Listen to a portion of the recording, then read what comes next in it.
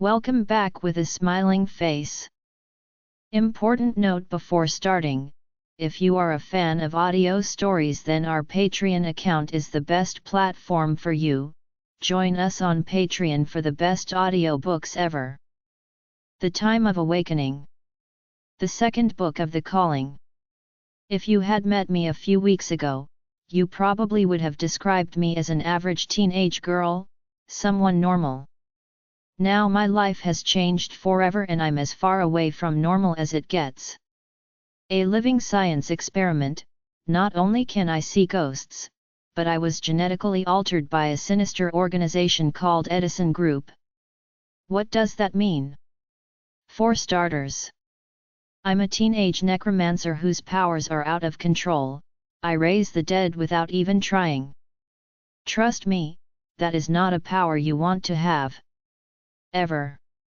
Now I'm running for my life with 3 of my supernatural friends, a charming sorcerer, a cynical werewolf, and a disgruntled witch, and we have to find someone who can help us before the Edison Group finds us first. Or die trying. Chapter 1. When the door to my cell clicked open, the first thought that flitted through my doped-up brain was that Liz had changed her mind and come back. But ghosts don't open doors. They will, on occasion, ask me to open one, so I can raise and interrogate the zombies of supernaturals killed by a mad scientist, but they never need one opened for themselves.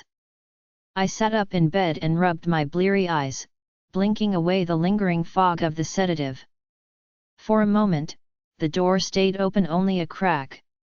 I slid from the bed, tiptoeing across the thick carpet of my fake hotel room, praying the person on the other side had been called away and I could escape before these people started whatever experiments they'd brought me here to.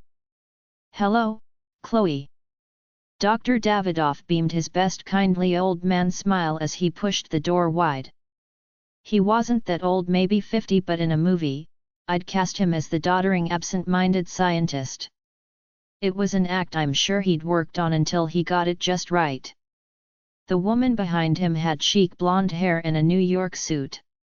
I'd cast her as the mother of the nastiest girl in class. Which was cheating, because that's exactly who she was.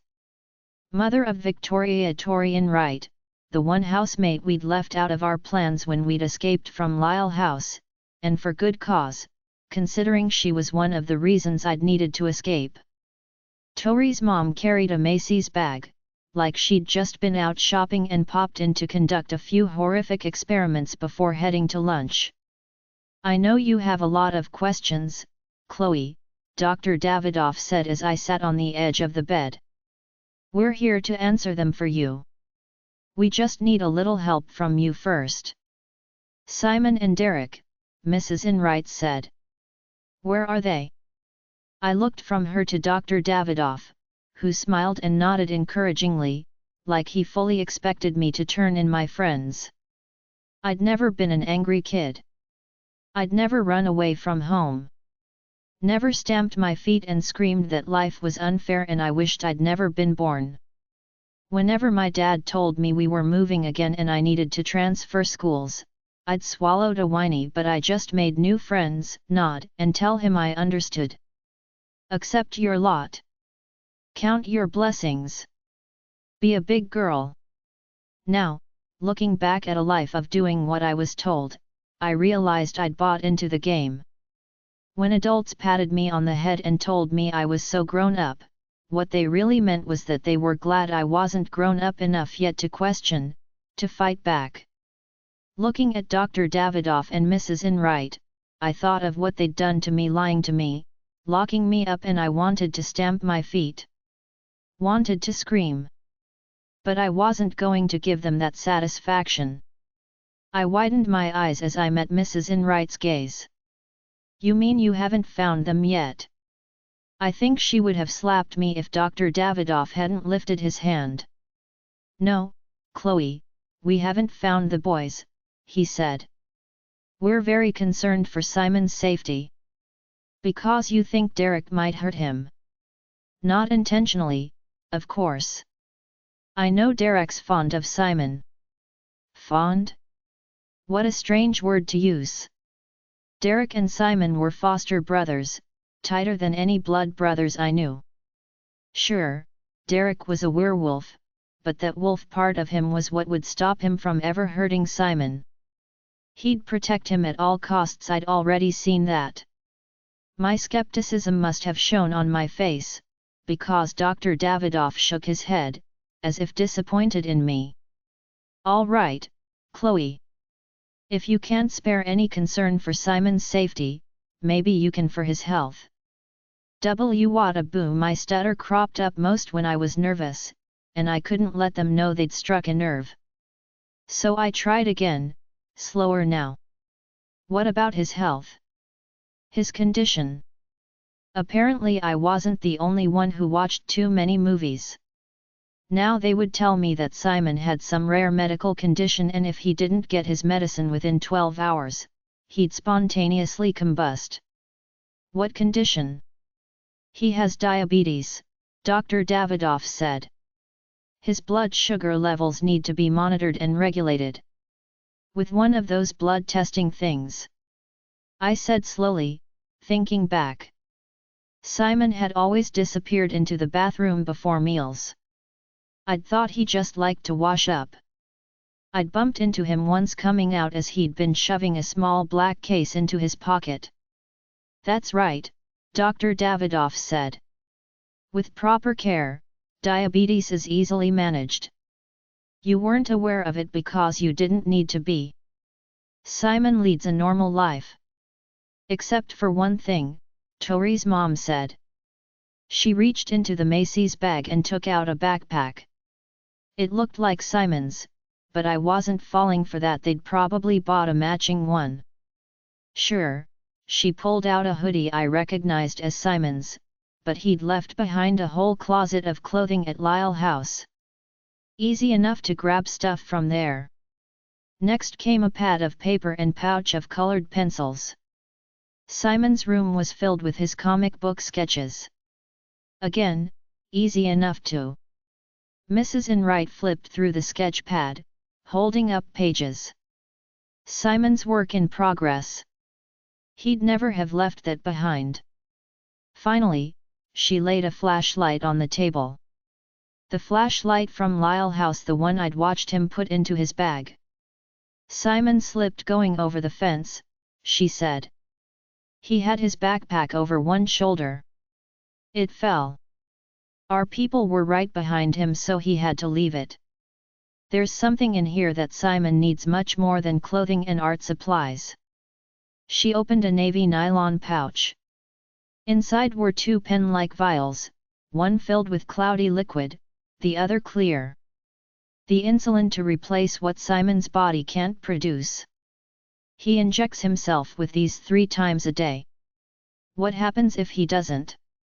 Dr. Davidoff took over. We aren't going to scare you and say that if Simon skips a single shot, he'll die. He's already missed his morning one, and I'm sure he only feels a bit out of sorts. But by tomorrow, he'll be vomiting. In about 3 days, he'll lapse into a diabetic coma. He took the pouch from Tori's mom and set it in front of me. We need to get this to Simon. To do that, you need to tell us where he is. I agreed to try. 2. In a good drama, the protagonist never takes the straight line to the prize.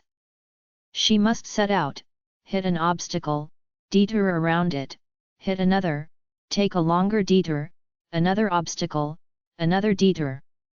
Only when she has built up the strength of character to deserve the prize does she finally succeed. My story was already fitting the time-honored pattern. Fitting, I guess, for a film student. Or, I should say, former film student. Chloe Saunders, 15-year-old Steven Spielberg wannabe, her dreams of writing and directing Hollywood blockbusters shattered on the day she got her first period and started living the kind of life she'd once imagined putting on the screen. That's when I started seeing ghosts. After freaking out at school, I was taken away by the men in the white jackets and shipped off to a group home for mentally disturbed teens. Problem is, I really did see ghosts. And I wasn't the only kid at Lyle House with supernatural powers. Simon could cast spells. Ray could burn people with her bare fingers. Derek had superhuman strength and senses and, apparently, soon would be able to change into a wolf. Tori, well, I didn't know what Tori was, maybe just a screwed up kid put in Lyle House because her mom helped run it. Simon, Derek, Ray, and I realized it was no coincidence we were in the same place, and we escaped. Ray and I got separated from the guys and, after running to my Aunt Lauren, the person I had trusted most in the world, I ended up here, in some kind of laboratory run by the same people who owned Lyle House. Now they expected me to help them bring in Simon and Derek? Well, it was time to introduce a few obstacles of my own. So, in the spirit of proper storytelling, I told Dr. Davidoff where to find Simon and Derek. Step 1. Establish the goal. Ray and I were supposed to hide while the guys stayed behind to distract you with Simon's magic, I told Dr. Davidoff. Ray ran on ahead so she didn't hear, but at the last second Simon pulled me back and said, if we got separated, we'd meet at the rendezvous point. Step 2. Introduce the obstacle. Where is the rendezvous point? That's the problem. I don't know where it is. We talked about needing one, but everything was so crazy that day. We'd only just decided to escape, and then Derek was saying it had to be that night. The guys must have picked a rendezvous point, and forgot they never told me where it was. Step 3. Map out the detour. But I do have some ideas, places we talked about. One of them must be the rendezvous point. I could help you find it. They'll be looking for me, so they might hide until they see me. Rather than escape this place, I'd let them take me out by using me as bait. I'd list places I'd never discussed with Simon or Derek, and there would be no chance they'd get captured. A brilliant plan. The response? We'll keep that in mind, Chloe. But for now, just tell us the locations. We have ways to find the boys once we get there. Obstacles. An essential part of the storytelling process. But in real life? They suck. After Dr. Davidoff and Tori's mom had gotten my list of fake rendezvous points, they left, giving me nothing in return, no answers, no clues about why I was here or what would happen to me. I sat cross-legged on my bed, staring down at the necklace in my hands as if it were a crystal ball that could provide all those answers. My mom had given it to me back when I was seeing bogeyman ghosts, as I now knew. She said the necklace would stop them from coming, and it did. I'd always figured, like my dad said, that it was psychological. I believed in it, so it worked. Now, I wasn't so sure. Had my mom known I was a necromancer? She must have, if the blood ran in her family. Was the necklace supposed to ward off ghosts? If so, its power must have faded. It even looked faded. I swore the bright red jewel had gone a purplish color. One thing it didn't do, though, was answer my questions. That I had to do for myself. I put the necklace back on. Whatever Dr. Davidoff and the others wanted from me, it wasn't good. You don't lock up kids you want to help. I certainly wasn't going to tell them how to find Simon. If he needed insulin, Derek would get it, even if it meant breaking into a drugstore. I had to concentrate on getting Ray and me out. But this wasn't Lyle House, where the only thing standing between us and freedom was an alarm system. This room might look like it belonged in a nice hotel with a double bed, a carpeted floor, an armchair, desk, and private bathroom, but there were no windows and no knob on the inside of the door. I'd hoped to get Liz's help escaping. My roommate at Lyle House, Liz, hadn't made it out alive, so when I first got here, I'd summoned her ghost, hoping she could help me find a way out. Only problem? Liz didn't realize she was dead. As gently as I could, I'd broken the news. She'd flipped out, accusing me of lying, and disappeared. Maybe she'd had enough time to cool off. I doubted it, but I couldn't wait. I had to try summoning her again. 3. I prepared for a séance. As set pieces went, this one was so lame I'd never put it in a movie. No sputtering candles to cast eerie shadows on the walls, no moldy skulls forming a ritual circle, no chalices filled with what the audience would suppose was red wine but secretly hope was blood. Did experienced necromancers use stuff like candles and incense? From the little I'd learned about the supernatural world, I knew some of what we see in movies is true. Maybe, way back in history, people had known about necromancers and witches and werewolves, and those stories are based, if very loosely, on old truths. My method, if I can call it a method since I've only used it twice, came from trial and error and a few grudging tips from Derek. As a guy who was taking college-level courses at 16, being confident of his facts is important to Derek. If he isn't sure, he'd rather keep his mouth shut. But when I'd pushed him, he'd told me that he'd heard that necromancers summoned ghosts either by being at a graveside or by using a personal effect, like Liz's hoodie, so I was sitting cross-legged on the carpet, clutching it. I pictured Liz and imagined myself pulling her out of limbo. At first, I didn't try very hard. The last time I'd focused all my power into summoning a ghost, I'd summoned 2 right back into their buried corpses. I wasn't near a grave this time, but that didn't mean there weren't bodies around somewhere. So I kept the voltage low at first, gradually ramping it up, focusing harder and harder until... What the... Hey, who are you? My eyes flew open. There stood a dark-haired boy about my age with the build, looks, and arrogant chin tilt of a star quarterback. Finding the ghost of another teenager in this place wasn't a coincidence. A name popped into my head, that of another Lyle House resident who'd been taken away before I arrived, supposedly transferred to a mental hospital, like Liz. Brady. I said tentatively. Yeah, but I don't know you. Or this place. He pivoted, scanning the room, then rubbed the back of his neck.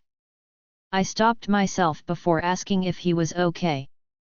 Of course he wasn't okay. He was dead. Like Liz. I swallowed. What happened to you? I asked softly.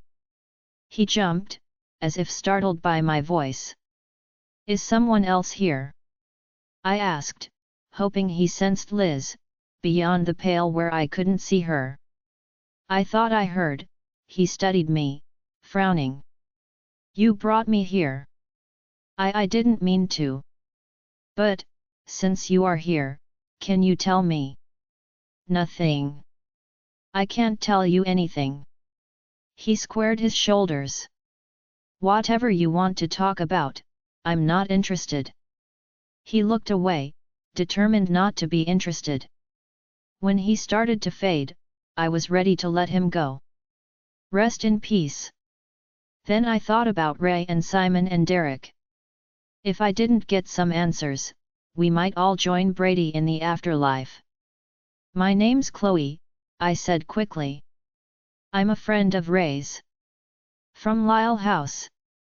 I was there with her, after you. He kept fading. Wait. I said. I can prove it. Back at Lyle House. You tried getting into a fight with Derek, and Simon shoved you away. Only he didn't touch you. He used magic. Magic. It was a spell that knocks people back. Simon's a sorcerer. All the kids in Lyle House. I knew it. I knew it. He swore under his breath as he rematerialized. All that time, they kept trying to shove their diagnosis down my throat, and I told them where else they could shove it, but I couldn't prove anything. You told the nurses what happened with Simon, didn't you? Nurses? He snorted. Glorified security guards. I wanted to speak to the real boss, Davidoff.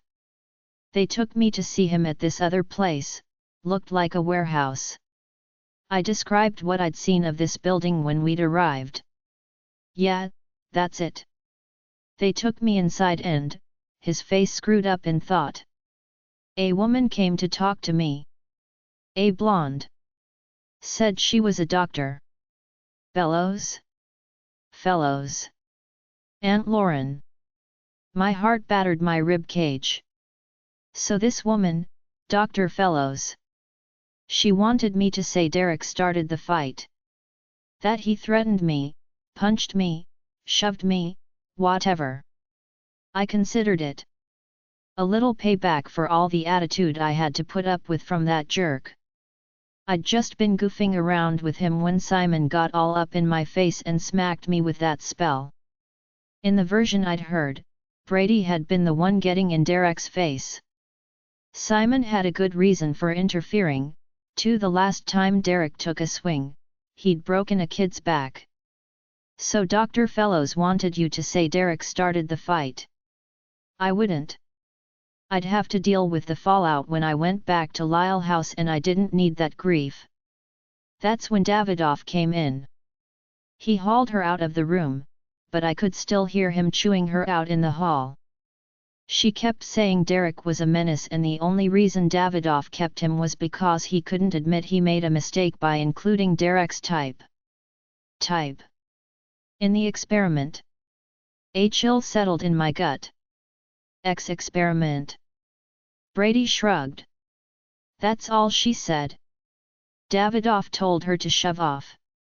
He said he made a mistake with the others, but Derek was different. Others? Did he mean other werewolves? Or other subjects in this experiment? Was I a subject in this experiment? Did they say any? I began. His head whipped to the side, as if seeing something out of the corner of his eye. What is it? I asked. Don't you hear that? I listened. What is it? Whispering. It could be Liz. She. Brady went rigid. His eyes rolled. Then his head flew back, the tendons in his neck popping out, bones crackling. His throat convulsed and he gurgled. Instinctively I reached out to help. My hands passed through him, but I could feel the heat of his body, a scorching heat that made me fall back in surprise. As I recovered, Brady went still again. His chin lowered and he rolled his shoulders, as if working out the kinks. Then he looked down at me. His dark eyes were now a glowing yellowish-orange. The chill in my gut slunk up my spine. Frightened, child. The voice coming out of Brady's mouth was a woman's, so high and light it was almost girlish. Your instincts are excellent, but you have nothing to fear from me. Where's Brady? She looked down at the body she was possessing. Do you like him? He is pretty, isn't he? All of dear Dr. Lyle's creations are so very pretty. Perfect balls of perfect energy, waiting to explode. In a blink, Brady was in front of me, his face coming down to mine, bathing me in scorching hot breath that smelled strangely sweet. Those orange eyes met mine, the pupils slitted like a cat's. The boy can't help you, child. But I can. You just need to. Her eyes rolled back, darkening to Brady's brown, then back to orange as she snarled. They're pulling him back to the other side. Call me, child. Quickly. See call. Call me forth. I can. Her eyes rolled again, her snarl deepening into something inhuman, a sound that made the chill in my veins harden to ice. I stepped back and smacked into the wall. Call me forth, she said, voice going ragged, deepening into Brady's. I can answer all your questions. Call me. Brady's image wavered, then popped, like a TV screen after the power cord is pulled. One flash of white light and he was gone. I thought I heard a knock at the door but couldn't move, just stared at the spot where Brady had been. The door opened, and Dr. Davidoff stepped in to find me plastered to the wall. Chloe. I staggered forward, rubbing my arms. Chloe's spider, I said, pointing to the bed. It ran under there. Dr. Davidoff struggled against a smile. Don't worry. I'll get someone to take care of it, while we're gone. We're going to go for a walk. It's time you got a proper tour and a proper explanation. 4. As I followed Dr. Davidoff down the hall, I tried to shake off thoughts of whatever had been in my room. I was a necromancer, ghosts were my one and only specialty. So it had to be a ghost, no matter how strongly every instinct in me insisted it wasn't. All I knew for sure was that I was in no hurry to go back in there. Now, Chloe. Dr. Davidoff stopped, noticing me rubbing the lingering goosebumps on my arms. Cold? I'll have them turn up the heat in your room. Your comfort is important to us. We started walking again. But comfort isn't just physical, is it? He continued. Equally important, perhaps even more, is mental comfort. A sense of security. I know you're upset and confused, and it didn't help when we refused to answer your questions. We were eager to start checking those places you listed. He hadn't been gone long enough to visit spots miles away. I knew what he'd really been checking, whether Ray corroborated my story. She would. She didn't know the real rendezvous point, only that I'd said the guys would meet up with us. Dr. Davidoff opened a door at the end of the hall. It was a security station, the wall lined with flat-screen monitors. Inside, a young man spun in his chair, like he'd been caught surfing porn sites. Why don't you go grab a coffee, Rob? Dr. Davidoff said. We'll take over. He turned to me as the guard left. You'll be seeing more of the building later. For now, he waved at the screens. Consider this the one-stop tour. Did he think I was stupid? I knew what he was really doing, showing me how well guarded this place was, in case I was planning another escape. But he was also giving me a chance to study what I was up against. As you can see, there's no camera in your room, he said, nor in any of the bedrooms. Just in the hallway. 2 hall cameras, one at each end. I scanned the other screens. Some flipped between cameras, giving multiple angles of halls and entryways. 2 showed laboratories, both empty, the lights dim, probably because it was Sunday. An older model monitor was propped on the desk, cords every which way, like it had been quickly set up. The tiny picture screen was black and white and showed what looked like a storage room, all the boxes shoved along the walls. I could see the back of a girl in a beanbag chair. She was slumped, sneakers stretched next to a game console, long curls spilling over the beanbag, the controller held between dark hands. It looked like Ray. Or maybe it was an imposter set up to convince me that she was okay, playing games, not locked up, screaming for. The girl in the chair reached for her Diet 7UP and I saw her face. Ray. Yes, as Ray has informed us, that GameCube is terribly outdated. But once we promised to replace it with the latest model, she resigned herself to playing it. As he spoke, his eyes never left the screen. The expression on his face was fond. Weirdly, the very word he'd used earlier for Derek seemed to fit here. When he turned to me, his expression rearranged itself, as if to say, I like you well enough, Chloe, but you're no Rachel. And I felt bewildered. Maybe even a little hurt, like there was still part of me that wanted to please.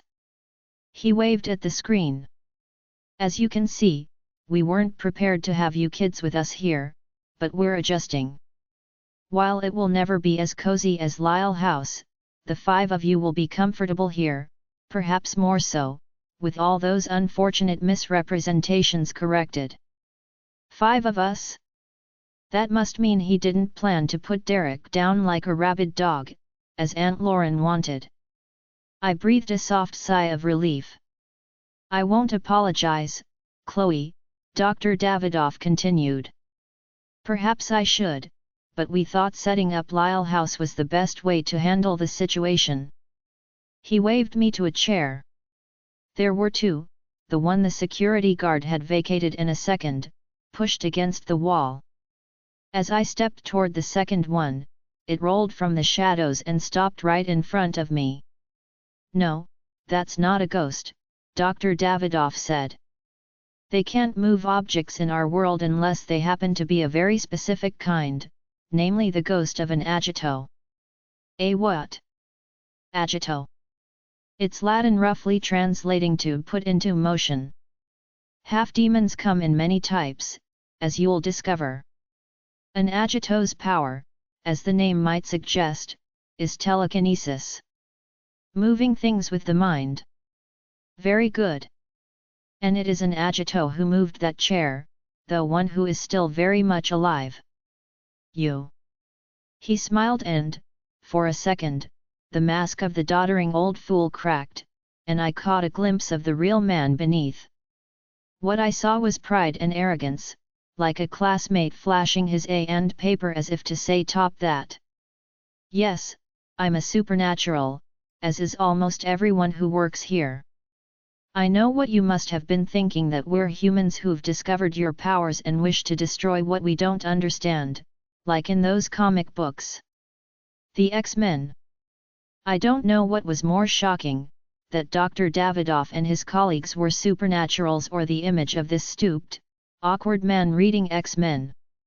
Had he pored over them as a boy, imagining himself in Xavier's school for gifted youngsters?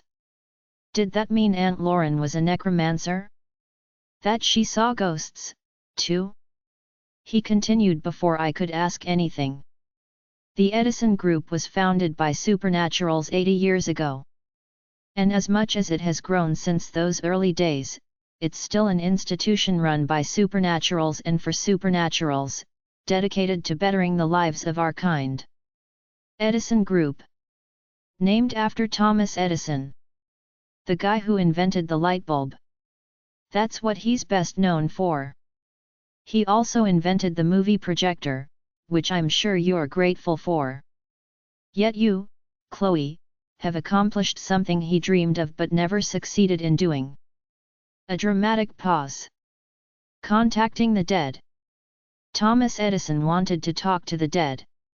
He believed in an afterlife and wanted to communicate with it not through seances and spiritualism but through science. When he died, it's thought he was working on just such a device, a telephone to the afterlife. No plans for it were ever found. Dr. Davidoff smiled conspiratorially.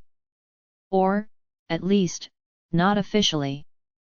We adopted the name because, like Edison, we take a scientific approach to matters of the paranormal. Improving supernatural lives through science. Where had I heard something like that? It took me a moment to remember, and when I did, I shivered. The ghosts I'd raised in the Lyle House basement had been subjects of experiments by a sorcerer named Samuel Lyle. Willing subjects, at first, they'd said, because they'd been promised a better life. Instead, they'd ended up lab rats sacrificed to the vision of a madman, as one ghost had put it. And that thing in my room had called Brady and me, I think Samuel Lyle's creations. Chloe. Sorry. I'm just tired, I imagine, after being up all night. Would you like a rest? No, I am fine. It's just so how do we fit in? And Lyle House? It's part of an experiment, isn't it? His chin lifted, not much, just enough of a reaction to tell me I'd caught him off guard and that he didn't like it. A pleasant smile erased the look and he eased back in his chair. It is an experiment, Chloe.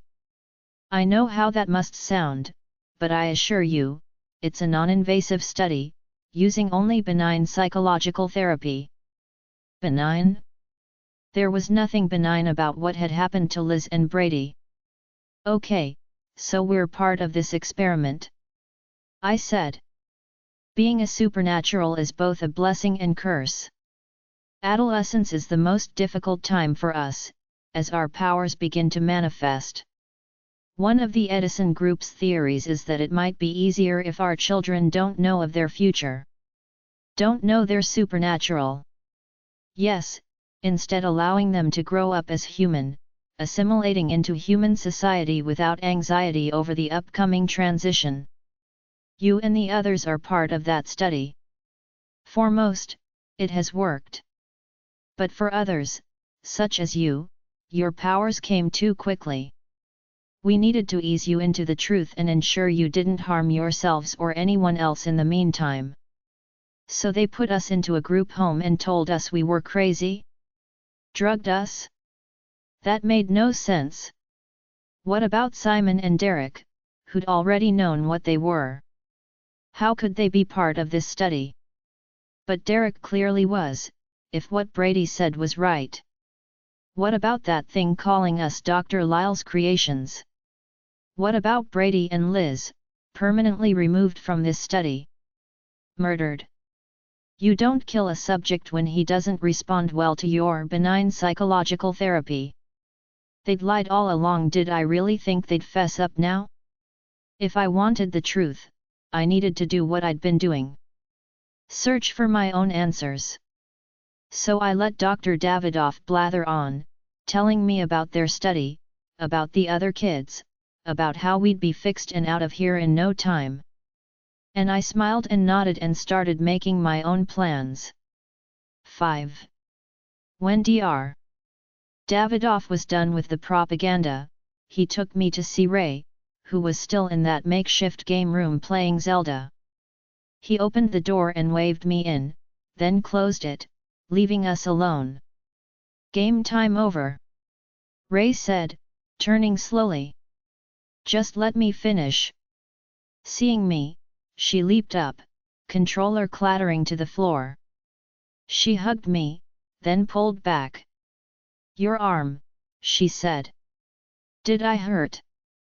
No, it's all bandaged up. It needed some stitches. Ouch. Ray took a long look at me. You need some sleep, girl. You look like death. That's just the necromancer genes kicking in. She laughed and gave me another hug before plunking back down in her beanbag chair. Despite our long night on the run, Ray looked fine. But then Ray was one of those girls who always looked fine, perfect clear copper skin, copper eyes, and long curls that, if they caught the light right, glinted with copper, too. Pull up a box. I'd offer you a chair, but decorators these days. She rolled her eyes. So slow. When the renovations are done, though, you won't recognize the place. Stereo system, DVD player, computer, chairs. And, as of tomorrow, we're getting a WII. Really? Yep. I said, people, if I'm helping you with this study of yours, I need a little love in return. And a GameCube ain't gonna cut it. Did you ask for a bigger TV, too? I should have. After the whole Lyle House screw-up, they're tripping over themselves to make us happy. We are going to be so spoiled here. Of course, we deserve it. We do. She grinned, her face glowing. Did you hear? I'm a half-demon. An exhaustio. That's the highest kind of fire demon you can be. Cool, hey. Being a half-demon was cool. But being a half-demon lab rat, teetering on the brink of extermination? Definitely not cool. As much as I longed to tell her the truth, though, I couldn't. Not yet. Just last night, Ray had been lying on her bed at Lyle House, trying to light a match with her bare fingers, desperate for proof she had a supernatural ability. Now she'd discovered she was a special kind of half-demon. That was important to Ray in a way I couldn't understand, in a way that I just had to accept until I had more proof that this wasn't the best thing that ever happened to her. And you know what else? She said. They showed me pictures of my mom. My real mom. None of my dad, of course, being a demon. Kind of freaky when you think about it. Demons aren't exactly, for the first time, worry clouded her eyes. She blinked it back. But Dr. D says that it doesn't make you evil or whatever. Anyway, my mom? Her name was Jacinda. Isn't that pretty? I opened my mouth to agree, but she kept rambling excitedly. She used to work here, like Simon's dad. They have pictures of her. She was gorgeous. Like a model. And Dr. D said they might even know where to find her, and they're going to try. Just for me. What about your adoptive parents? The clouds descended again, lingering longer, and I felt bad, being the one to bring her down. First telling Liz she was dead, then making Brady relive his final evening, now reminding Ray of her parents. I was trying to get answers to help all of us. But it felt cruel. After a moment, Ray said, "They aren't supernaturals." Oh. Nope, just humans. She gave the word an ugly twist. They said when my mom left here, she cut off all ties with the group. Somehow I got put up for adoption. Dr. D says that must have been a mistake. Jacinda loved me. She'd never have given me up. He says that story my adoptive parents told me, about her not being able to keep me, was a lie, and if the Edison group had known about the adoption, they'd have found me parents like us. By the time they tracked me down, though, it was too late, so all they could do was monitor me. When they found out I was having problems, they contacted my adoptive parents and offered me a free stay at Lyle House. I bet it'll probably be weeks before my folks even notice I'm not there anymore, and then they'll just breathe a big sigh of relief. I can't see. I was at Lyle House for almost a month. Do you know how many times my parents came to visit? Called. She held up her thumb and forefinger in an O. Maybe they weren't allowed to visit. Maybe they left messages that you never got. Her nose scrunched. Why wouldn't I get them? Because your adoptive parents aren't supernaturals. Having them interfering would complicate things. Her eyes grew distant as she considered this. A spark flickered through them, hope that she'd been mistaken, that the only parents she'd ever known hadn't abandoned her. She gave her head a sharp shake. No, I was trouble, and Mom was glad to get rid of me. Her hands gripped the beanbag tight, then released it and patted out the creases. It's better this way. I'm better this way. Better a special half-demon embarking on a new life than a regular girl, sent back to her regular life with her regular parents. I reached over and took her game controller. How far have you gotten? I asked. You set on beating me, girl. Absolutely. I had lunch with Ray. Pizza. Unlike Lyle House, here they seemed more concerned with keeping us happy than keeping us healthy. Maybe because they aren't planning on keeping us alive? Talking to Ray, hearing her excitement, I had enough distance from the pain and betrayal to face a very real, very disturbing possibility. What if I was wrong? About everything? I didn't have any evidence that the people here had actually killed Liz and Brady. Liz had dreamed of being in some kind of hospital room, restrained. For all I knew, she'd died in a car crash when they were bringing her here. Or she'd committed suicide that night. Or, in trying to restrain her, they'd accidentally killed her. Liz and Brady just happened to both die accidentally after leaving Lyle House? Okay, that was unlikely. Ray's birth mom and Simon's dad both happened to have a falling out with the Edison group and fled, taking their study subject kids with them? No, there was definitely something wrong here. I needed answers and I wasn't going to find them locked in my cell. Nor was I eager to meet that thing in my room again. Just as I thought that, Dr. Davidoff arrived to take me back there. As I followed him down the hall, I scrambled for an excuse to go someplace else in the building, any way to add details to my mental map of the place. I considered asking to speak to Aunt Lauren. I'd have to pretend I'd forgiven her for lying to me my entire life, betraying me, and tossing me to the mercy of the Edison group. I wasn't that good an actor. And Aunt Lauren wasn't that stupid. There was a reason she hadn't tried to see me.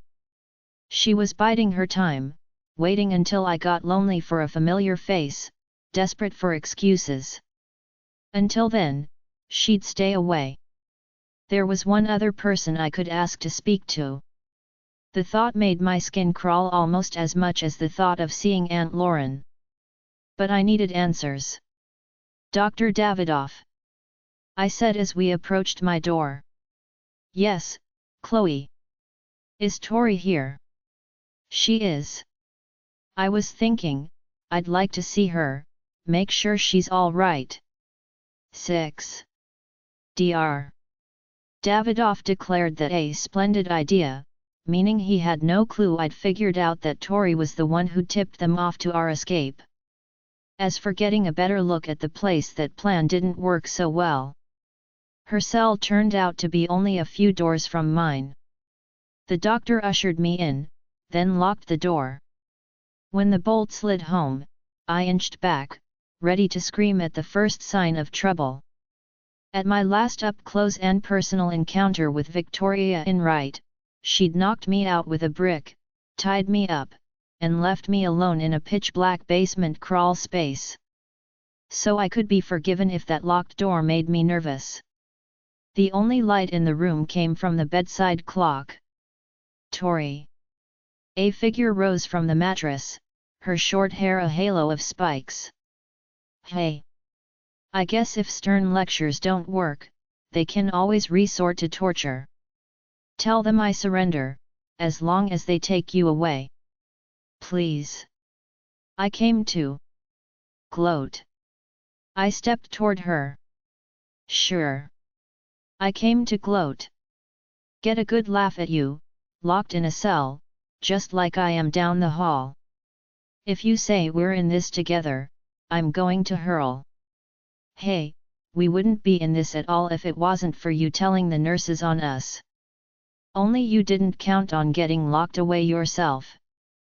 That's what we call dramatic irony. A moment of silence. Then she gave a harsh laugh. You think I ratted you out? If I'd known you were running away, I would have packed your bag. Not if I was leaving with Simon. She swung her legs over the side of the bed. So in a fit of jealous rage, I spill your plans, getting you and the guy who rejected me sent away to a mental hospital? What movie is that from? The same one where the cheerleader knocks out the new girl with a brick and leaves her in a locked crawl space. I am not a cheerleader. She spat the word with such venom, you'd think I'd called her a slut. I was going to let you out after dinner, but Prince Not So Charming got to you first. She slid from the bed.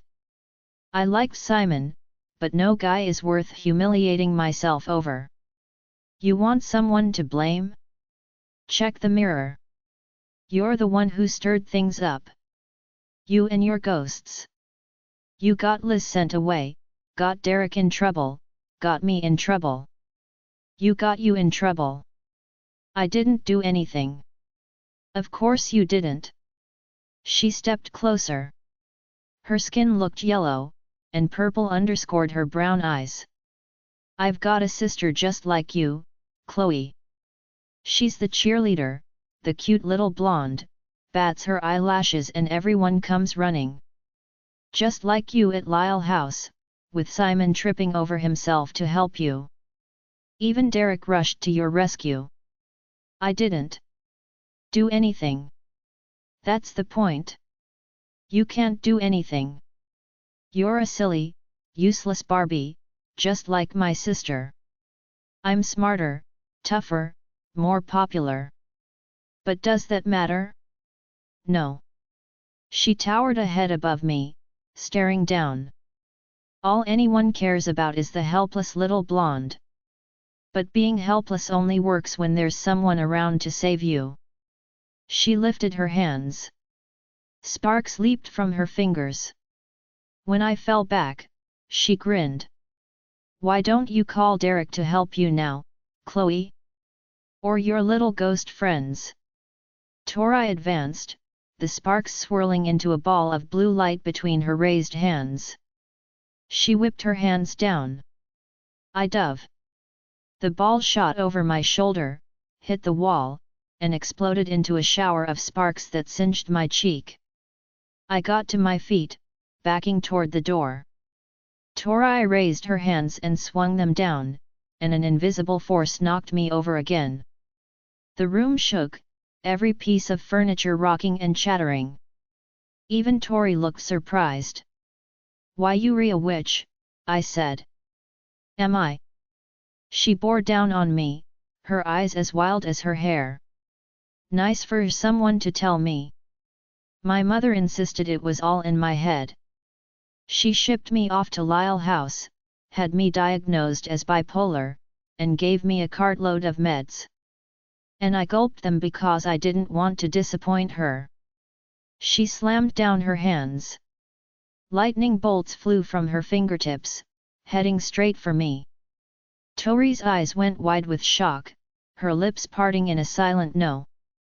I tried to scramble out of the way, but I wasn't fast enough.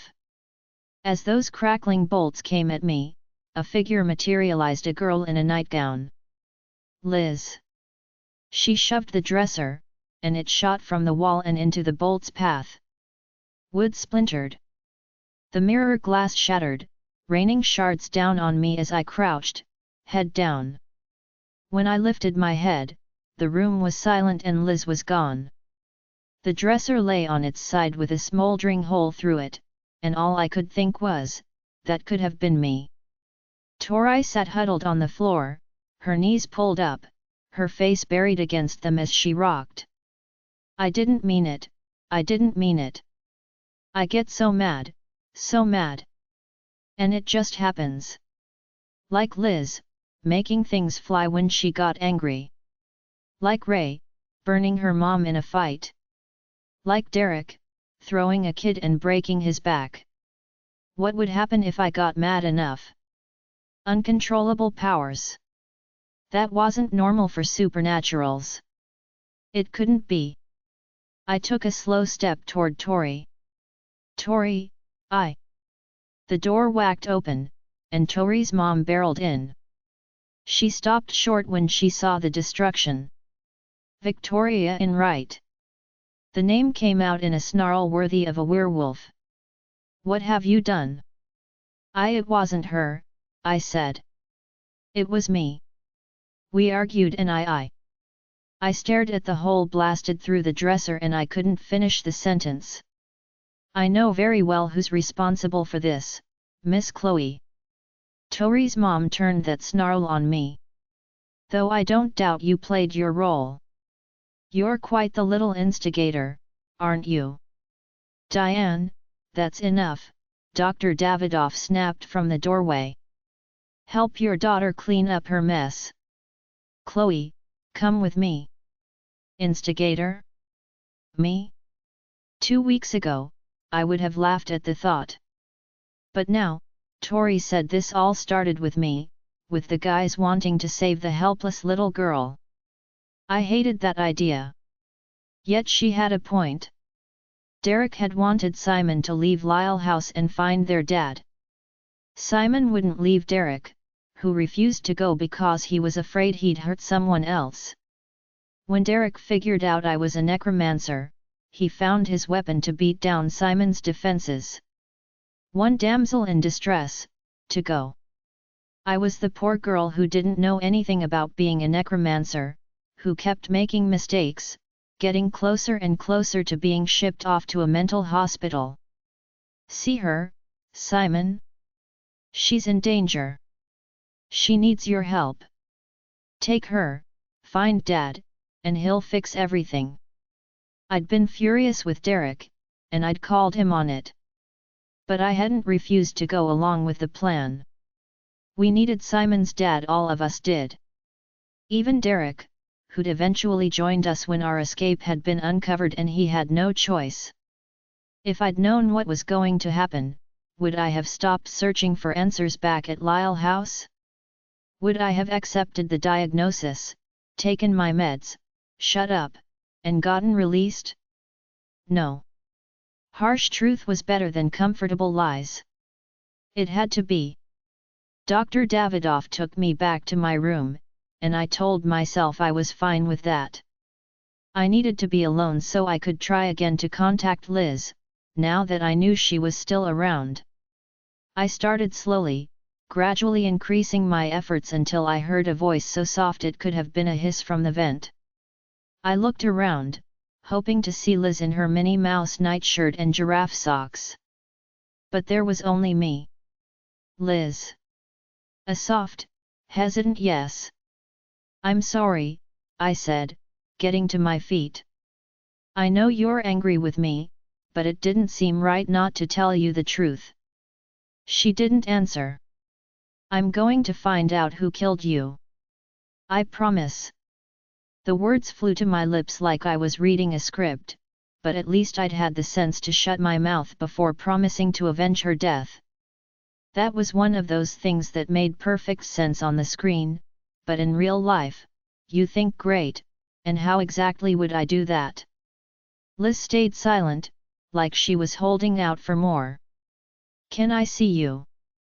I said. Please. I can't, come through. You need to try harder. I sat back on the floor, hands wrapped in her hoodie and concentrated. Harder, she whispered. I squeezed my eyes shut and imagined myself pulling Liz through. Just one huge yank and a familiar tinkling laugh sent me scrambling to my feet. Warm air slid along my unbandaged forearm. I yanked my sleeve down. You. I didn't call you. You didn't need to, child. When you summon, spirits must obey. You called to your friend and the shades of 1,000 dead answered, winging their way back to their rotted shells. Her breath tickled my ear. Shells buried in a cemetery 2 miles away. 1,000 corpses ready to become 1,000 zombies. A vast army of the dead for you to control. I didn't. No, you didn't. Not yet. Your powers need time to mature. And then. Her laugh filled the room. Dear Dr. Lyle must be dancing in hell today, his agonies borne away on the thrill of his triumph. Dearly departed, scarcely lamented, deeply demented Dr. Samuel Lyle. Creator of the prettiest, sweetest abomination I have ever seen. W.H. Watt. A bit of this, a bit of that. A twist here, a tweak there. And look what we have. I squeezed my eyes shut against the urge to ask what she meant.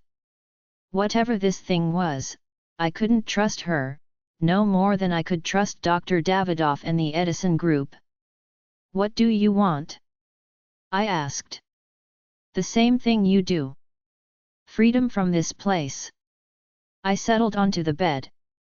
As hard as I looked, though, I couldn't see any sign of her. There was only the voice and the warm breeze.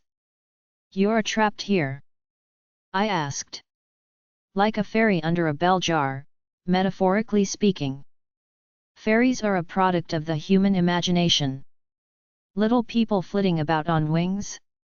How positively quaint! A more fitting simile would be to say that I am trapped like a lightning bug in a bottle. For magical energy, nothing quite compares to a soul-bound demi-demon. Except, of course, a soul-bound full demon, but to summon one and attempt to harness its power would be suicide. Just ask Samuel Lyle. He died summoning a demon. The summoning is usually a forgivable offense. It's soul-binding that rather annoys them. Lyle should have been content with me, but humans are never satisfied, are they? Too arrogant to contemplate the possibility of failure, he neglected to pass along the true secret of his success, me. Your magic powers this place. And they don't even realize it. Lyle guarded his secrets to the grave and beyond, though taking them into the afterlife was not his intention. I'm sure he meant to tell them about me, had he not died before he got around to it. Even a necromancer as powerful as you would have difficulty contacting a spirit in a hell dimension, so now I am bound here, my power enhancing the magics cast in this place. The others this Edison group think it's built on the junction of ley lines or some such foolishness. So if I freed you, the building would collapse into a pile of smoldering rubble, the evil souls within sucked into hell, to be tormented by demons for eternity. She laughed. A pleasant thought, but no, my departure would merely hamper their efforts. Significantly hamper, though putting an end to their most ambitious projects. Release the demon under promise that I'd be repaid handsomely, my enemies destroyed? Where had I seen this before? Oh, right. Every demon horror movie ever made. And the horror part started right after the releasing part. I don't think so, I said. Ah, yes. Set me free and I shall take my revenge on the world. Start wars and famines, hurl thunderbolts, raise the very dead from their graves, perhaps you could help with that. The voice slid to my ear again. You are still such a child, aren't you? Believing in bogeymen. Of all the wars and massacres in the last century, demons are responsible for perhaps a tenth, and that, some would say, gives us too much credit. Unlike humans, we are wise enough to know that destroying the world that sustains us is hardly in our best interests. Free me and, yes, I will have my fun, but I'm no more dangerous out there than I am in here. I considered it, and imagined the audience screaming. You stupid twit! It's a demon. I don't think so. Her sigh ruffled my shirt. There is no sight sadder than a desperate demi-demon. After decades alone in this place, beating the bars of my cage, howling to deaf ears, I'm reduced to begging favors from a child. Ask me your questions, and I shall play schoolteacher, answering them at no cost. I was a schoolteacher once, you know, when a foolish witch summoned me and invited possession, which is never wise, even if you're trying to destroy the dreadful little Puritan village that accused you of. I don't have any questions. None.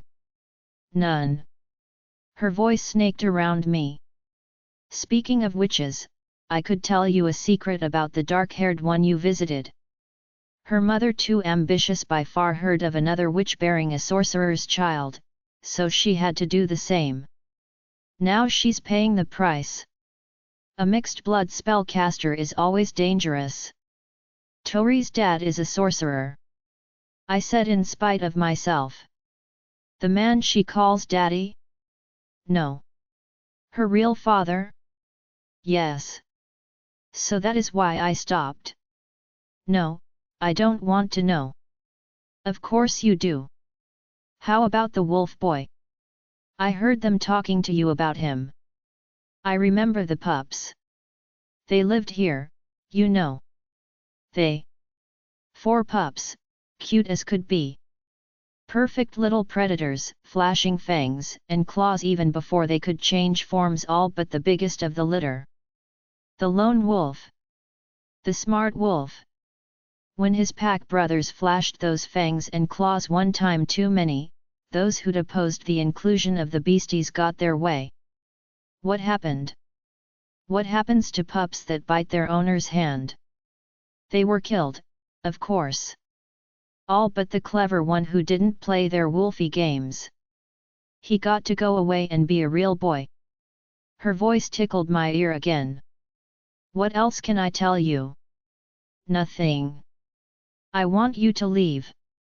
She laughed. Which is why you're lapping up my every word like sweet mead. Fighting my curiosity, I found my iPod, stuck in my earbuds, and cranked up the volume. 7. Later that afternoon, Dr. Davidoff knocked at my door again. Time for a history lesson, apparently. He led me to his office and entered the code to a closet-sized vault lined with bookshelves. We have more reference books than this, naturally. The rest are in the library, which you'll visit soon. However, this, he waved at the closet, is what a public library would call its special collection, containing the rarest and most prized volumes. He slid a red leather-bound one from the shelf. Silver letters spelled out Necromantia. The early history of the necromancer race. This is an 18th century reproduction. There are only 3 known copies, including this one. He lowered it into my hands with all the ceremony of passing over the crown jewels. I didn't want to be impressed, but when I felt the worn leather, smelled the mustiness of time, a thrill rippled through me. I was every great fantasy hero raised in ignominy, then handed the magic book and told, "This is who you really are." I couldn't help falling for it. The story was hardwired in my brain. Dr. Davidoff opened a second door. Inside was a surprisingly cozy sitting room with leather chairs, a jungle of plants, and a skylight. "My secret hiding spot," he said. "You can read your book in here while I work in my office." After he left, I checked out the narrow skylight, but even if I could manage to climb 20 feet to get to it, I'd never fit through. So I settled into the chair with the book. I'd just opened it when he returned. "Chloe? I need to leave. Is that all right? Leave me alone in his office?" I tried not to nod too enthusiastically. "If you need anything, dial 9 for front reception," he said. "This door will be locked." Of course. I waited until I heard the outer door close. I was sure he'd locked my door, as promised, but I had to check. It was a rich girl lock, Ray would say, the kind that keep out only kids who've never had to share a bathroom and, occasionally, break in to grab a hairbrush while their sister hogs the shower. A side table held a stack of paperbacks. I found one with a cover sturdy enough to do the job, then copied Ray by wriggling it in the door crack until the lock clicked. Voila! My first break-in. Or breakout. I stepped into Dr. Davidoff's office. What I needed was a file cabinet, stuffed with records on the study, but all I could see was a desktop computer.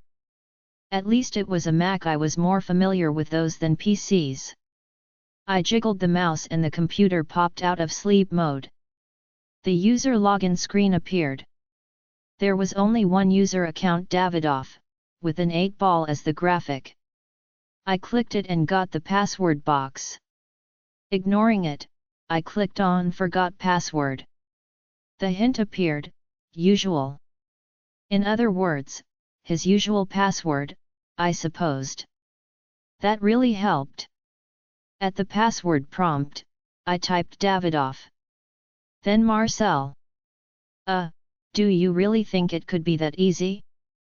I tried every variation on Lyle House and Edison Group, then, in what I considered a stroke of insight, agito, with several possible spellings. After my third wrong guess, it had again prompted me with the hint, usual. A few more tries and it asked me to enter the master password so I could reset the user account password. Great! If I knew what the master password was. I remembered reading that most people kept their password written near their computer.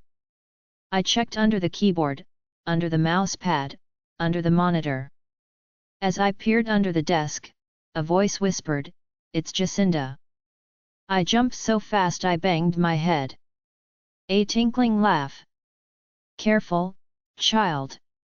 It was the demi-demon. Again. The password is Jacinda," I said as I backed out from under the desk. "That's Ray's mom's name. Why would he?" I stopped myself. What connection does Dr. Davidoff have with Ray and her mother? Another delicious secret. All these scientists, so proud and lofty, pretending they are above mere human frailties. Foolishness. They are prey to them all: greed, ambition, pride, lust. I'm particularly fond of lust. Very amusing. As she prattled, I typed in Jacinda. The password box vanished and Dr. Davidoff's desktop began to load. I opened a Finder window and searched on my name. The window began filling with hits. I tried clicking on one in a folder labeled Genesis 2 Subjects, but misjudged and instead opened a file called simply Genesis 2 in the root folder of the same name. The first paragraph looked like something out of Aunt Lauren's medical journals, the summary of an experiment. I read. The blessing of supernatural powers is tempered by two serious disadvantages: dangerous or unpleasant side effects and the constant struggle to assimilate into human society. This study attempts to reduce or eliminate these disadvantages through genetic modification. Genetic modification? The hairs on my scalp prickled. The DNA of 5 subjects from 5 of the major races was modified in vitro. This modification was primarily designed to reduce the side effects of supernatural powers. It was expected that reducing these effects would aid assimilation, but this was further tested by raising 20 of the children in ignorance of their heritage. The remaining 5 served as a control group and were raised as supernaturals. During the intervening years, the study experienced some subject attrition, Appendix A, though contact has been re-established with most. Attrition? They must mean kids they lost track of, like Ray, Simon, and Derek. Did that mean there were others like us out there, ones they hadn't found? As the remaining subjects proceed through puberty, side effects have been drastically reduced in 9, Appendix B. However, in those subjects who did not improve, the genetic modification itself has had serious and unexpected side effects, Appendix C. Fingers shaking, I typed Appendix C into the find box. The document scrolled down. One problem noted in the 9 successful subjects was a general reduction in powers, which may be an unavoidable consequence of reducing negative side effects. It appears, however, that with the unsuccessful subjects, the reverse occurred. Their powers were heightened, as were the negative side effects, particularly sudden onset of these powers and, more seriously, their uncontrollable nature, apparently emotion-based. Uncontrollable powers. Emotion-based. I remembered Tori sobbing that she couldn't help it, that when she got mad, things just happened.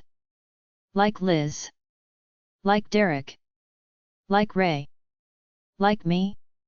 I schemed over the next page. It detailed how they'd handled these unsuccessful subjects, put them into a group home, tried to medicate their powers and convince them they were mentally ill. When that failed, the powers of supernaturals increase through puberty, meaning the powers of these failed subjects will continue to grow.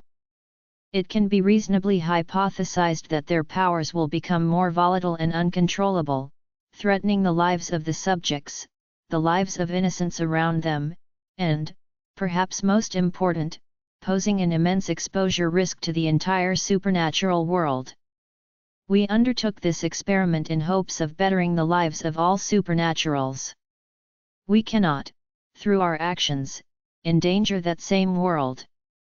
As responsible scientists, we must accept responsibility for our failures and deal with them decisively to minimize the damage.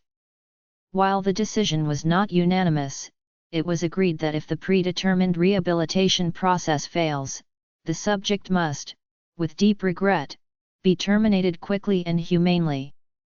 At the bottom was a list of names. Beside each was their current status. Peter Ricci rehabilitated. Mila Andrews rehabilitated. Amber Long terminated. Brady Hirsch terminated. Elizabeth Delaney terminated. Rachel Rogers rehabilitation progressing. Victoria Enright rehabilitation progressing.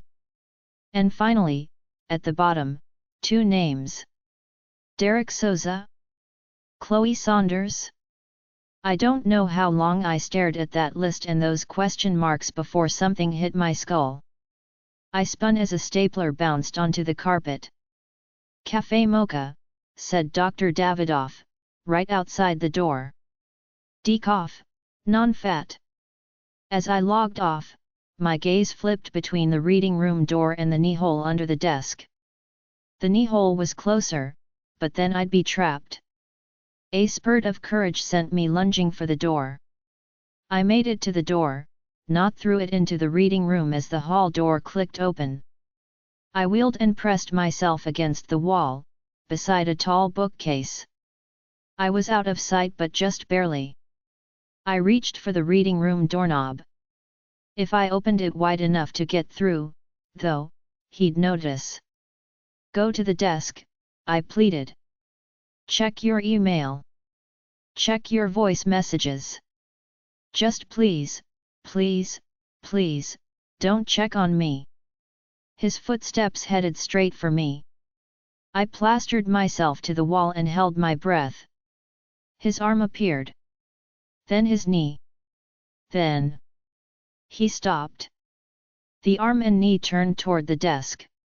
He bent and picked up the stapler. Oh, God! He knew. I had to come clean. Make up a story and turn myself in before I was caught. I stepped forward. A chattering broke the silence. My teeth? No, the pen holder on his desk was shaking, pens and pencils rattling. Dr. Davidoff stared at it, his head tilting as if to say, "Am I doing that?" He caught the pen holder. It stopped shaking. As he pulled back his hand, the mouse rolled across the pad. "Well," a voice said by my ear. "Are you just going to stand there?" Liz stood at my shoulder. She jabbed her finger at the door. "Go." I made sure Dr. Davidoff had his back to me, then eased through the door. "Lock it," she whispered. I reached around and turned the lock. The pens chattered again, covering the click of the door latch. Liz stepped through the wall and waved me to the chair like she was shooing a cat. I'd barely settled in with the book when the door opened. Dr. Davidoff took a slow look around the room. I followed his gaze, frowning, like I was wondering what he was searching for. I forced myself to look past Liz perched on the side table. "Dr. Davidoff." He said nothing, just looked around. "Did you forget something?" I asked. He murmured about checking on dinner, then left after pausing at the door for one last, slow look around. "Thank you," I said to Liz after Dr. Davidoff had locked me in again. "I know you're mad at me, for saying you're dead. Because I'm obviously not dead, am I? You said the reason I couldn't touch stuff or move it was because I was a ghost." She smiled smugly, pulling her knees up and hugging them. "So I worked really hard at moving stuff. If I concentrate, I can. That means I must be a shaman." Earlier I'd tried to explain why I hadn't told her sooner that she was a ghost. I'd said I'd thought she might be a shaman, because Derek said they could astral project appear without their bodies. They've got me drugged up, she continued. That's why I keep getting all confused. I can't wake up, so my spirit is moving around instead. She dangled her legs again and made figure eights with her feet, watching the giraffes on her socks dance. She didn't believe what she was saying. She knew she was dead. But she wasn't ready to face it. As for being able to move objects, Dr. Davidoff had said one kind of ghost could, a telekinetic half-demon. When Liz got mad, objects had attacked whoever she was angry at. Now, as a ghost, she'd finally learned to harness her power. In life, Liz thought she had a poltergeist. In death, she was one. She just couldn't accept that yet. And I wasn't going to force her. 8. We had spaghetti and meatballs for dinner. Ray's favorite. I couldn't eat, only sipping at a glass of flat Coke, but she didn't notice my loss of appetite. She was like a kid on her first day back from camp, with so much to tell that it burbled out in one endless stream. She'd had a training session, a demonology lecture, and a long talk with Dr. Davidoff, who told her all about her mother and their hopes of contacting her. And as she talked, all I could think was, we've been genetically modified. We're Frankenstein monsters, failed Frankenstein monsters. And I have no idea how I'm going to break it to you. I saw Brady today, I finally blurted. Ray stopped, fork raised, dangling spaghetti strands swaying. Brady? Seriously? He's here. Oh my God, that is so cool. Her grin blazed. And you know what the first words out of that boy's mouth are gonna be? I told you so. He kept saying there was nothing wrong with him, that something weird was going on. He's dead, Ray. I contacted his ghost. She blinked. One slow blink, and then it was like someone paralyzed every muscle in her face, and it went completely still, her eyes empty, expressionless.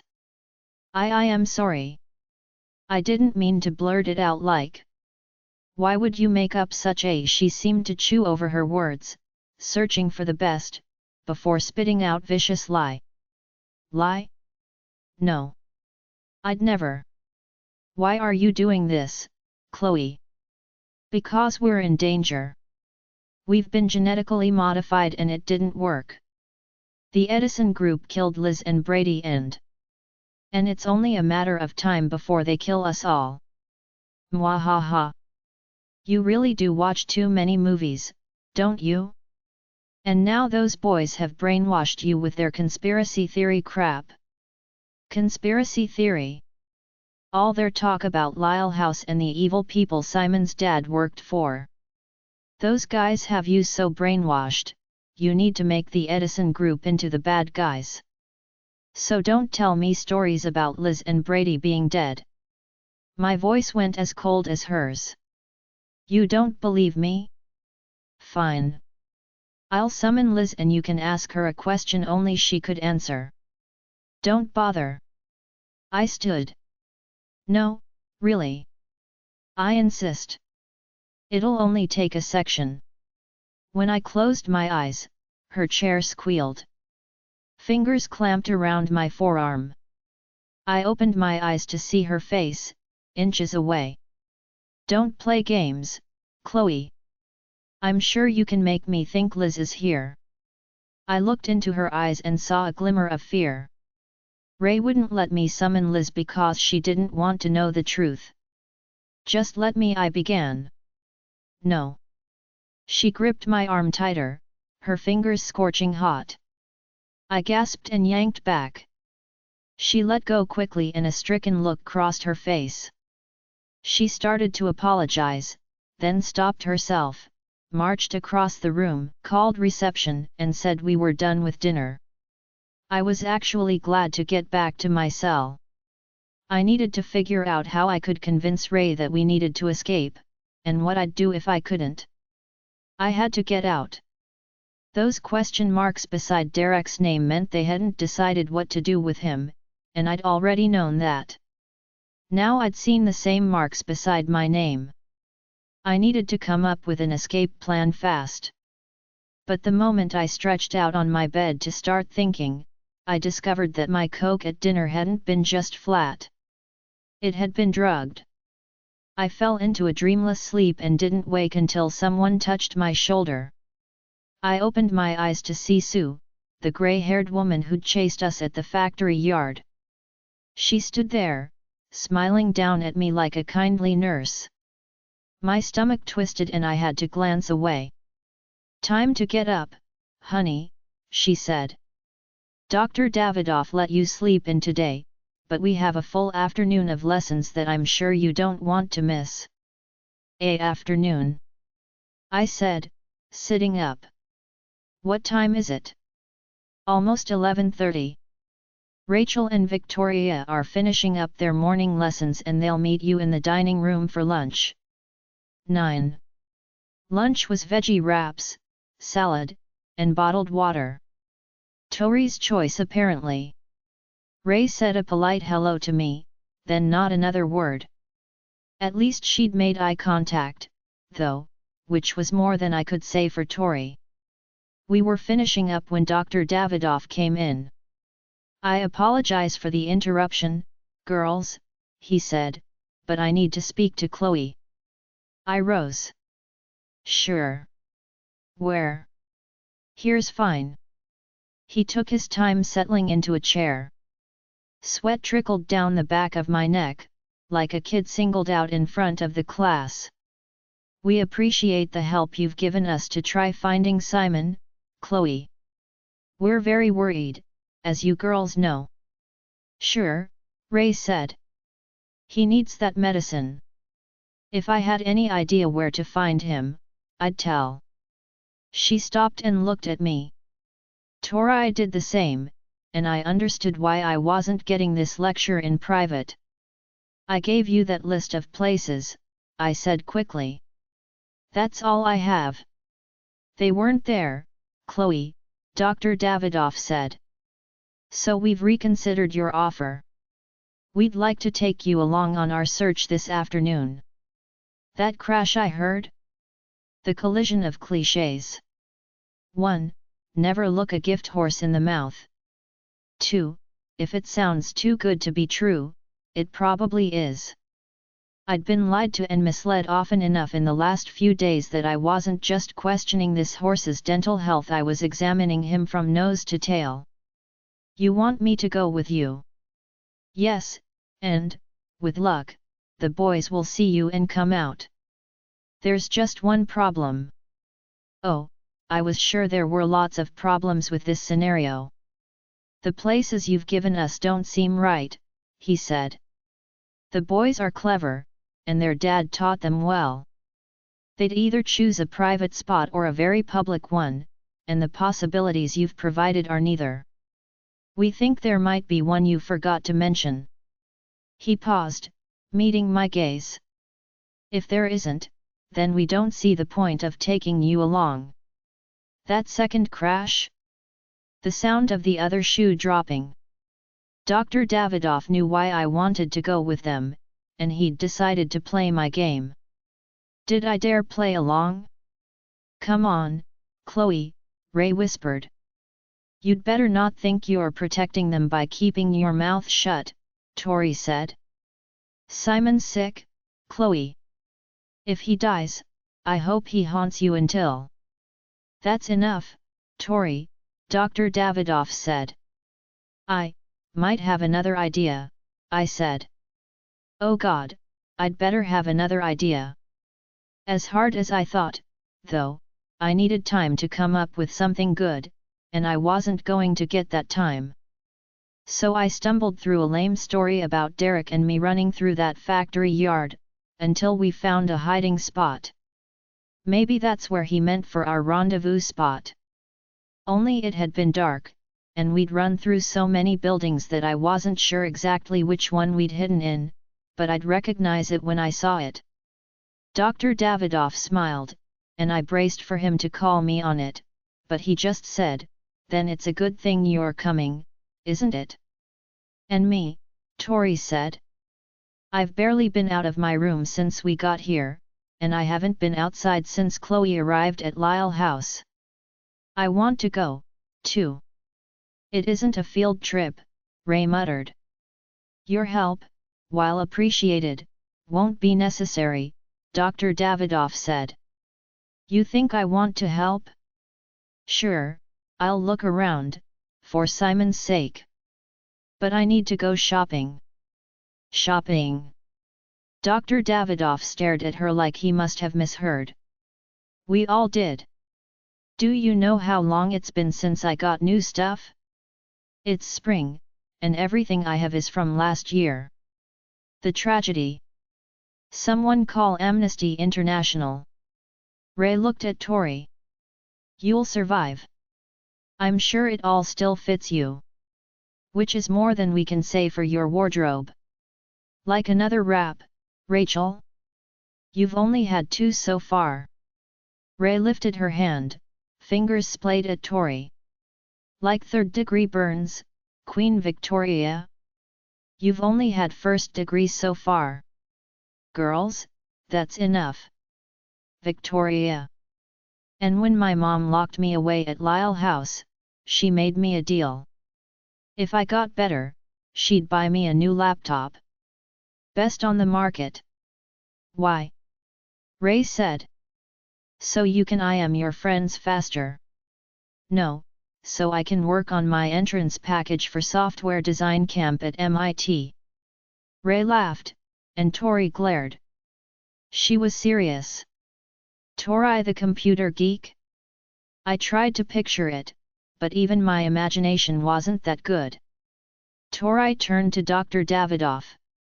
"Obviously I can't get better, and my mother knew it when she made that promise. So she owes me a laptop." Dr. Davidoff frowned, as if trying to follow her logic. Then he shook his head. "All right, Victoria. We'll order you. I know what I need and I'll pick it out myself." Dr. Davidoff stood. "As you wish. Tomorrow we'll." "Today. And I want a spring wardrobe, too." "Fine.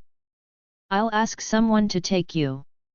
"You think I'm letting some middle-aged dweeb help me choose clothes? I'm going today so Chloe can give me a second opinion." "You want Chloe to help you shop?" Ray said. "Well, I sure don't want you, skater girl. Chloe may be a loser, but she's a loser with money, and someone has taught her some small degree of fashion sense." "No, Victoria," Dr. Davidoff said. "You are not going." She walked over to him, rose onto her tiptoes, and whispered in his ear. A look passed over his face, 1 part shock, 2 parts sheer terror. "I see," he said. "Yes, now that I think about it, perhaps you could help us find the boys." "I thought so." She sauntered back to her chair. "Blackmail? 2 weeks ago, I'd have been horrified. Today, I was impressed. It's a classic movie moment. Our hero, trapped in a jungle prison, plots and schemes until finally he breaks free, to find himself miles from civilization with no idea how to get home. Likewise, my ploy to help find Simon and Derek had paid off, and I had only the faintest notion of how to use the opportunity. And Dr. Davidoff didn't give me time to plot my next move. He called Sue and told the others to meet us at the front door. I asked for a pit stop at my room, to grab something warmer, but he said they'd do it for me. I had the foresight to specify which sweatshirt I wanted: Liz's green Gap hoodie. As Tori and I waited up front with Sue, I felt a now familiar warm current tickling across the back of my neck. "Leaving without saying goodbye," the demi-demon whispered in my ear. "And leaving me trapped here, after all I've done for you." There was no menace in her voice, just a teasing lilt. I'm sorry, I said automatically. An apology? My, such a polite child. No need to apologize. I didn't expect you to free me now. You'll be back when you're ready, and when you are, I'll be waiting. Girls? Dr. Davidoff said, striding toward us. Our car is here. As we followed him out, that warm breeze ruffled my hair. Goodbye, child. And do be careful, you and your little band of magic makers and monsters. Keep those lovely powers of yours in check. I'd hate for the apocalypse to start without me. 10. We rode in a minivan with Dr. Davidoff, Tori's mom, and a driver I didn't recognize, a blonde security guy. Behind us, in another car, was Sue, a balding driver, and the dark-haired man who'd had the gun the night we'd escaped Lyle House. There was a fourth person in that car, Aunt Lauren. I hadn't seen her, I knew only because Dr. Davidoff said she would be. When he did, I'd scrambled into the van as fast as I could, so I wouldn't see her come out. How was I going to face Aunt Lauren? Even thinking about it made my stomach ache. I'd spent the last 24 hours trying hard not to think about her, about what she'd done. My mom died when I was 5. Aunt Lauren was her younger sister. In all the years of moving around with my dad, who was always away on business, leaving me with a succession of nannies and housekeepers, Aunt Lauren had been the one sure thing in my life. The person I could count on. So after I escaped, when I got hurt, and Ray and I were separated from the guys, we'd gone to her for help. And Aunt Lauren took me back to Dr. Davidoff. If she'd thought she was sending her delusional niece back to the nice folks who could help her, then as angry and hurt as I'd have been, I'd have understood. But Aunt Lauren hadn't been tricked by these people. She was one of them. She'd put me or my mom, I guess, in their experiment. She'd let them kill Brady and Liz and the other girl, had maybe even helped them do it. And now, knowing all this, I had to face her and pretend it was okay. The minivan had a middle seat that could turn around, and that's where Tori's mom sat. For the first part of the trip, she read her Wall Street Journal, gaze lifting now and then to be sure we hadn't vanished. Tori and I rode, staring out our respective side windows, as if they weren't too darkly tinted for us to see more than shapes outside. There'd been no chance to grab my backpack. Even Tori hadn't been allowed to bring her purse, as much as she'd argued. At least I had money.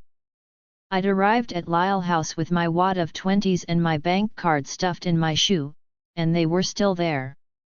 I wore jeans, a long-sleeved shirt, and sneakers. A change of underwear and socks would have been nice, but right now, my bigger concern was how thin my shirt was. Dr. Davidoff. I leaned as far as my seat belt would allow. Did you get that sweatshirt for me? Oh, yes. And you'll need it. It's chilly out. Diane? Could you pass this to Chloe? When I saw the green hoodie coming over the seat, I let out a sigh of relief.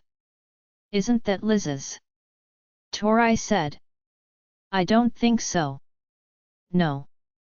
She snatched it from me and read the tag. Since when do you wear a ladies' medium? I bet you aren't even out of the kids department yet. Very funny. Yes, I usually wear a small. Extra small. But I like my sweatshirts big, okay. You think I'm stupid? This is the same hoodie I borrowed from Liz, the one you came into my room and asked about the other day. Tori's mom lowered her newspaper. I thought Liz might want it back. Ray mentioned that you still had it, so you appointed yourself keeper of my friend's stuff. Tori's mom folded the paper onto her lap, her long red fingernails ironing the crease. Is that Liz's sweatshirt, Chloe? Maybe. When we left Lyle House, I grabbed clothes in the dark. I have one that looks like it. I'll wear it today, then give it to you, so you can get it to Liz. You better. Tori started handing it back to me. Her mother plucked it from Tori's fingers and folded it onto her lap. I'll see that Liz gets it. See, can I wear it today? Dr. Davidoff said it's sea cold. You'll be fine.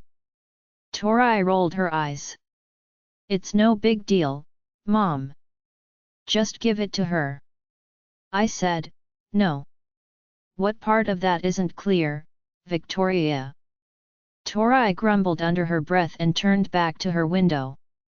Her mom looked at me, her expression unreadable. I'm sure you'll be just fine without it. When the driver dropped us off on the street behind the factory complex, my teeth were chattering, and not just from the cold. Tori's mom knew why I'd had that sweatshirt and that I had realized Liz was dead.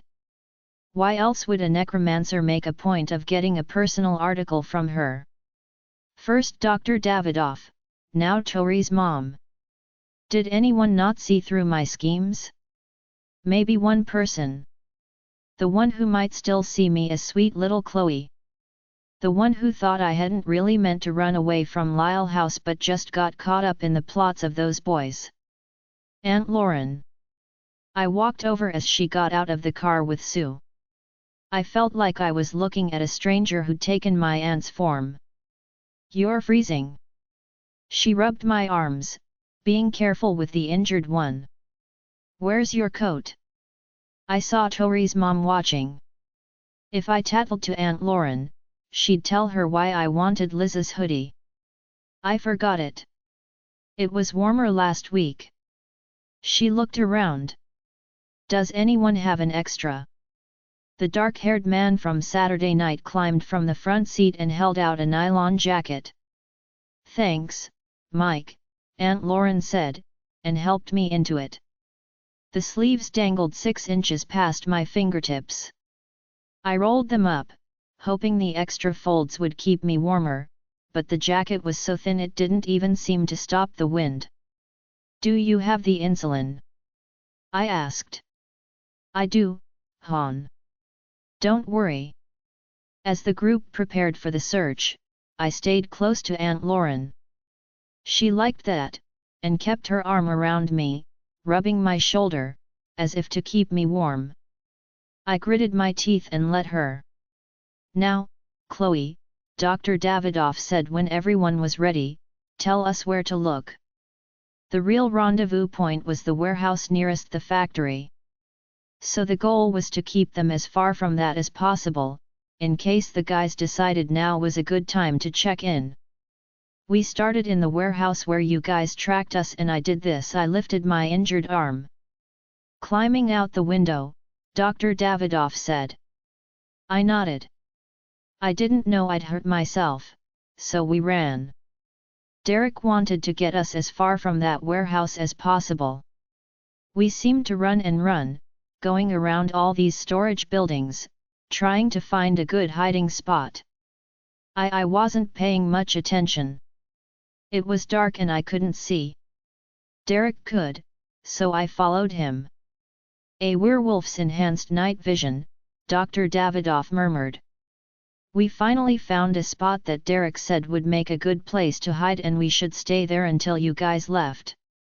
But then he smelled the blood. Aunt Lauren's hand tightened on my shoulder, as if imagining me seconds away from being devoured. So he helped me, I continued. He bandaged it up. But he said it was bad and I needed stitches. Then he smelled Simon. That's why we left, because of my arm and Simon, but before we did, he said the spot would make a good hiding place, that we should remember it. And you didn't, Tori said. Nice going. It was dark and I was confused. I figured he meant he'd remember it. We understand, Chloe, Dr. Davidoff said. And you're right. It certainly sounds more promising than your other suggestions. As for whether you'll know it when you see it, though. We had to rip up my t-shirt to bandage my arm. The rest of my shirt should still be there. All right, then. Chloe, you go with Mrs. Enright. Aunt Lauren's hands gripped my shoulders. I'll take Chloe. No, you'll take Victoria. But... Tori's mom cut her off. Do you have blur spells, Lauren? No, but... Do you have any powers at all? Aunt Lauren's grip on my shoulder tightened. Yes, Diane. I have the power of medicine, which is why I should be the first on the scene when Simon is found. You'll be nearby, Dr. Davidoff said. I need Chloe to have an escort, but we can't let the boys see her escort. Diane will take care of that. The rest of the audiobook will be continued in the next episode. Join us on Patreon for early access or more great audiobooks. A link is provided in the video description.